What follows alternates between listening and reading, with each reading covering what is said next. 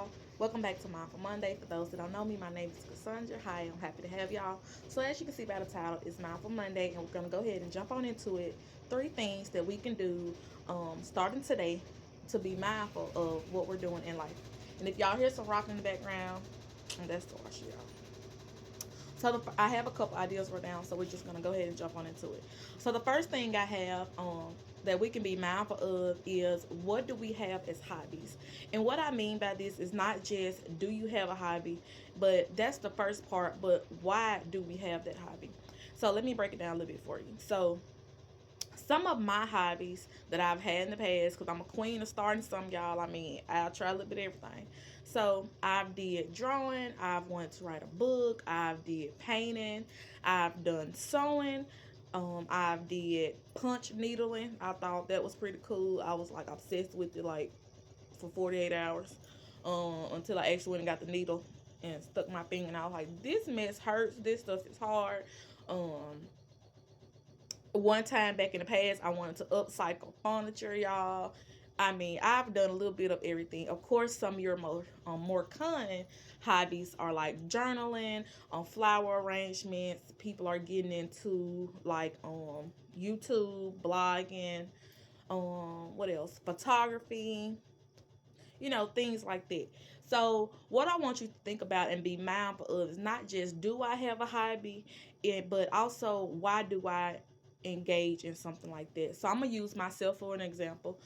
Just going along with some of the things I've done in the past. So, I had recently had lost a job, and my time was always filled with helping other people because I am a nurse. So when I had lost that job, I was like trying to find stuff to sort of fill my time until I started back working. And during that time, I noticed that I was trying to do things that like I was engaging in like hobbies where it was like, oh, let me show that I'm creative. Let me show that there's other things about me except, just being a nurse. And I feel like that's sort of where a lot of my pull came from. Also, like I was deep and hard into, y'all, if there was a decluttering or cleaning video, I had to get the environment around me clean.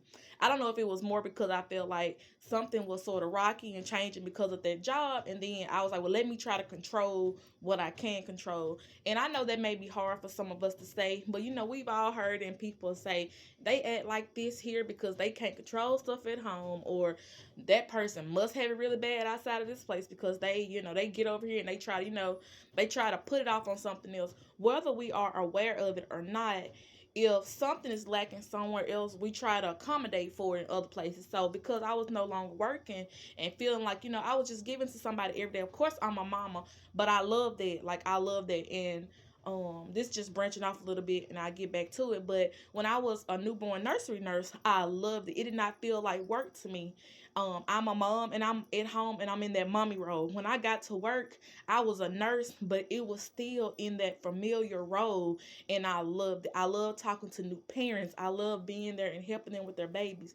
That was just something comforting. So when I left that job and I had transitioned to a clinic, um, it was different, and I knew it was going to be different, but that was something personal that I needed to do in the life. But that just coming back to say that whatever your hobby is it because it gives you a feeling of like joy, or does it give you a feeling of like security?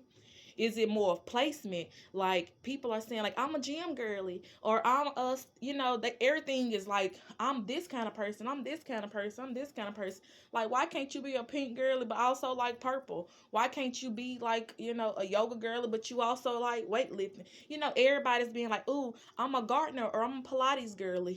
We all want to have like a title placed on us. You know what I'm saying? I think it's more because it make us feel like we're part of our community, like we belong somewhere.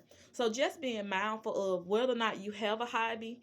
And one of the things I'm gonna say before I go to number two is having a hobby is more for the times when you're like lonely or you're bored or you're anxious or you want to get away or you just want to do something for you. Like when you decide to have a hobby, if you don't have one, think about what is it that you're trying to feel. Is it just like, when I get off work or I have time in between the kids now, I want to have something that I do that I can say this is just for me. Like my sewing was something I can say I did this, I learned this, and this is all me. So just think about that moving forward.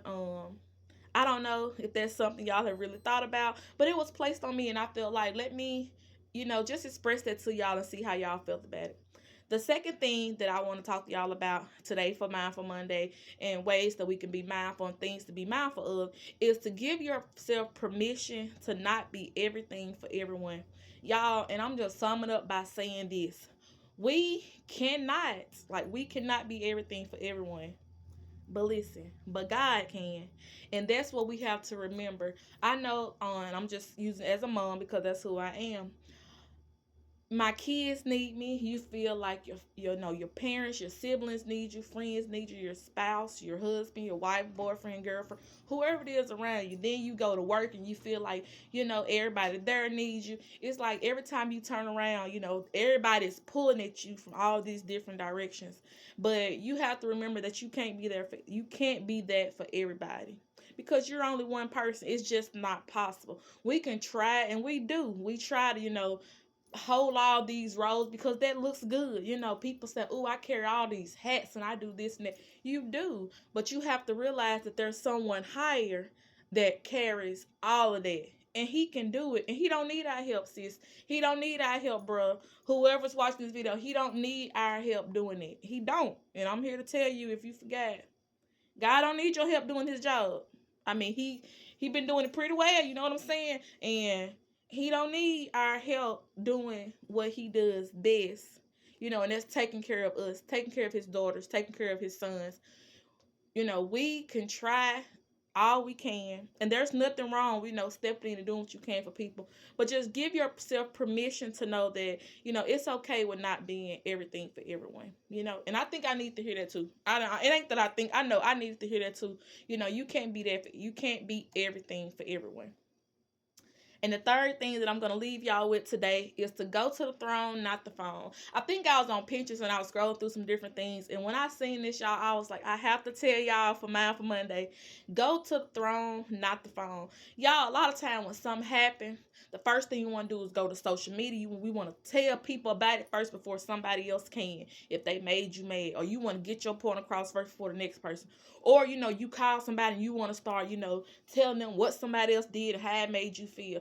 All you're doing, and I seen this, I can't remember where I seen it at, but all you're doing is, and you might take this and say, girl, you are being so extreme, but that's almost like causing others to sin. And let me tell you what I mean. And when I heard this, it made me stop and think about it. Like when somebody does something to you or make you mad and you run over, like let's just say your boss pissed you off, or then you go to your coworker and you're like, girl, I just can't stand him. He always doing this, that, and the third. And just and why they gotta be like this and why they gotta be like that. Or let's say you into it with your husband, you get on the phone, you call your girlfriend, girl, he always doing this, is this. What you just did was call somebody else, and you have them now looking at that person in a whole other way. You're gossiping.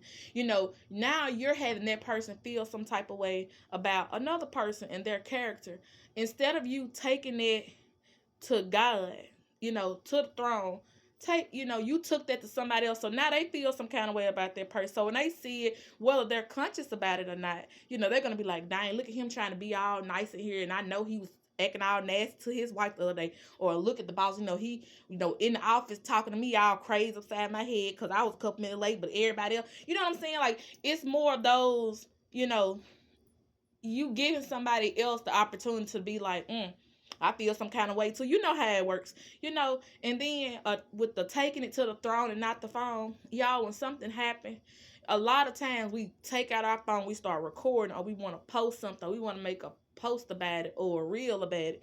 Y'all, we are now in a time where we want instant everything. We want an instant reply when we feel some kind of way. We want instant gratification, instant validation about everything. Everything we are seeking, we want to be seeking answers and comfort from others when we really need to be seeking it from God. I know it's, we all of us, myself included, we all need to work on it. I'm not big about taking it, not necessarily to social media, but I know that I can vent to people. I can. If I meet a stranger in Walmart, she ask how I'm doing, and we just over there looking at the Oreos, and we going through it, and I can eat in a way that, honey, something happen. I'll talk to you. I will. That's me. You will find me over there. But we have to remember to take it to God. Take it to God and let Him know, like, how we're feeling, how that made us feel. And God, this is what happened. God, show me what I can do to come out of it. Instead of always going to Twitter or Instagram and being like, blah, blah, blah, blah. You know what I'm saying? And just taking it there. So, if you having something that's going on, I know we all want to talk to somebody about it, and there's nothing wrong with it. But let's remember that we have God. We have God that we can talk to. And I know some of y'all may look at this and roll your eyes like, yeah, that's what everybody say. But it's true. You know what I'm saying? But it's true. Talk to him about it. You can talk to other people too, but you got to be mindful of who you talk to. And sometimes it's more of the order that you go into. We'll talk to everybody in the world, every co-worker, every neighbor, go through our whole contact list, call everybody in our phone book. And after you done went through all of them people and you done talked to everybody, half of them may have told you what you want to hear. The other half, probably, some of them probably picked up, some of them probably didn't. You probably have a group of girls that all agree with you. Your boys might have been like, yeah, I understand where you're coming from. But at the end of the day, you still are unsettled in a way, and you feel like you didn't get what you needed. Take it to him. Take it to him. You could have took it to him first, and he could have come. I ain't gonna say he could have. He's gonna calm that down for you. He's gonna calm that anxiety. When you're just going through there, running off, calling everybody, that's being anxious. I had to remember that that's being anxious when you feel like I need somebody to respond. I need somebody to say something. I need somebody to say what I need them to say because I feel some kind of way. That's being anxious, and we need to talk to God about that. So I hope y'all have enjoyed today's video. So just to recap on today's things that we can be mindful of moving forward is hobbies. Do we have any? And if we do, why do we have them? And just be mindful while you're engaging in those activities because that's very important. And also, just to let you know that it's okay to finish things that are worth it and to let go of things that aren't. If it's a hobby that you started, back when, you was pregnant, you just needed something to just sort of soothe you and, that late time, and that was just something you did, but now it's something you're not really interested in, like my punch needling. Let it go. I know we done spent the money on it. We done, did all this, but it's okay. Mistakes were made. It's okay to continue doing the things that you know are worth it, which I like, such as drawing. I love sewing. Also, now I'm not so much into doing it to sell it. I'm doing it because I enjoy sitting down and just having that, just one-on-one time with myself and just doing it. So I'm not necessarily focusing on the profit part of it. That's what I used to focus on. Right now, it's more of, it just gives me something calm. It's pretty. I love like my, picking out my, fabrics and stuff like that and sitting down.